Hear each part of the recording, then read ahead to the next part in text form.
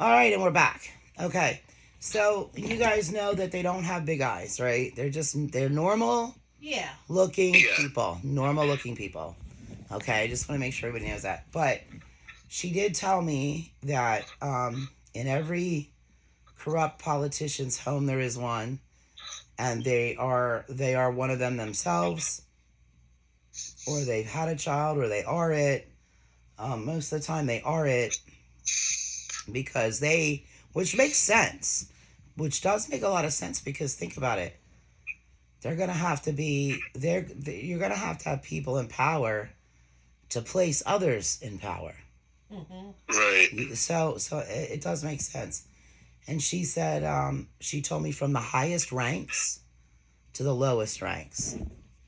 So we're talking a lot of these things here. Well, like in all walks of life.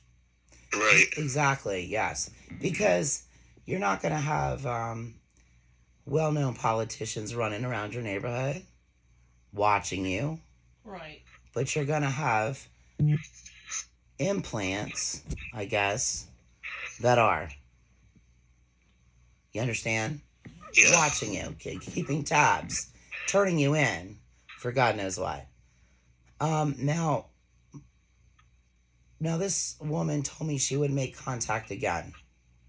So this is why I say the time was like now at this time, or Yeah.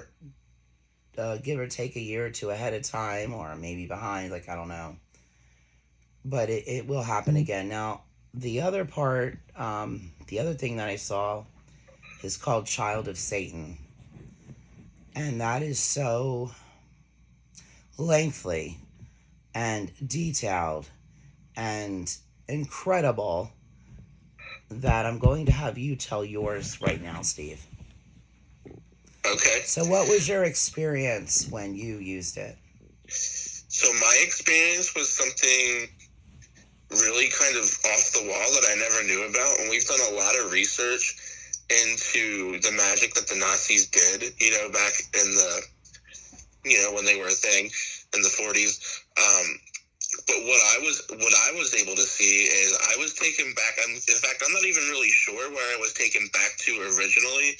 I know it was in the 40s because I was taken down this hallway, and I was taken into this very large rotunda, and it had stained glass images of weird things. Some of them were demons, some of them were angels, other weird looking creatures. I'm not really sure, but the thing of it was a very grotesque scene. It smelled foul, very foul. As I was being led down, this corridor. I'd never been there before, obviously, so I was being led down the corridor, and the closer I got, the worse the smell got, and I could hear people off in the distance screaming out in pain, like as if somebody was torturing them. Well, they were being tortured.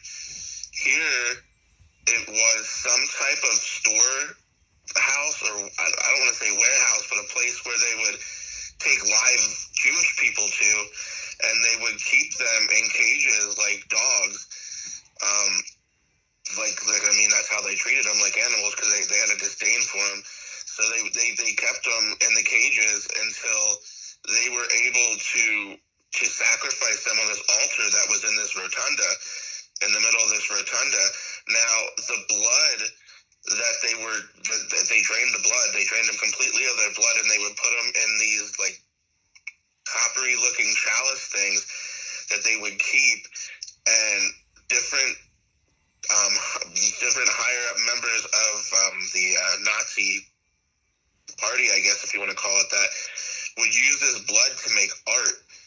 And these were called, I guess, Nazi blood art is what it was called. And they'd make different types of arts out of the blood. It would be different, like tapestries, oil paintings, even statues, busts, jewelry, different things out of this blood. And now, the reason they did this was because in the Bible, Israel had 12 tribes of people. So each one of the tribes of Israel was bestowed with different sets of powers, different powers that they were able to do. Like, some of them were able to become immortal if they wanted to. Some of them were able to open up the skies and see into heaven if they wanted to.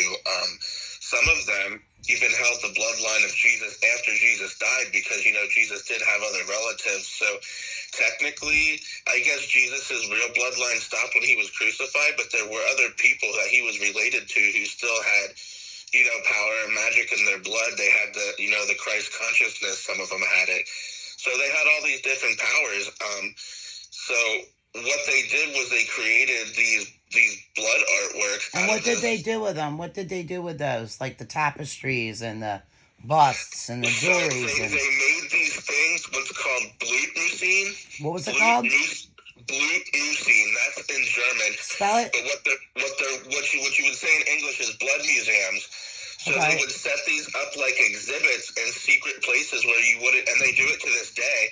I was shown in Munich, Berlin, other places, and they set them up in like stations, like, you know, an exhibit, like you would go to see a different museum, and very, very rich and wealthy people can come in and they pay lots of money to get into this Blutmuseum. And you know, for a human life to sacrifice, and they sacrifice these things. Each one of the exhibits has an altar, and they sacrifice more blood to enliven the energy that was put into the original blood artwork that was created when they used the blood of the Jews to make the artwork. So each station has a different power. Like, each exhibit has a different power. Like I was telling you earlier, one of them might be the ability to get immortality. One of them might be the ability to be able to. So in order to get these abilities, they would do something on the altar next to that piece.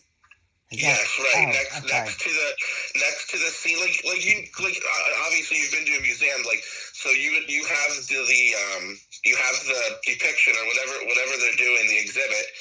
So like say somebody used the original blood of the Jews to paint a picture of the crucifixion of Jesus. So then they'd be able to go in there and re-experience, you know, get whatever they wanted out of it. Like, whether they just wanted to go see, you know, relive it, or whether they wanted to get, you know, if they had ulterior motives to get some type of power extract from it or whatever. So let me ask you this: the people. Okay, so using that as an example, Yeah. say if I went to this museum and I wanted to use that particular picture of the crucifixion, and I do my blood sacrifice on the altar, and I view the crucifixion, but also take a thorn from the crown. Are they going there to get magical things, or? Yeah. So I mean, everybody has like their own motive. So they could go back to, you know, that time and experience it. They could take one of the thorns if they wanted to, and that would give them power. You know what I mean? Or they could, you know, take whatever they wanted to. Like I said, another example would be. Okay, hold on. We're going to pause for a minute.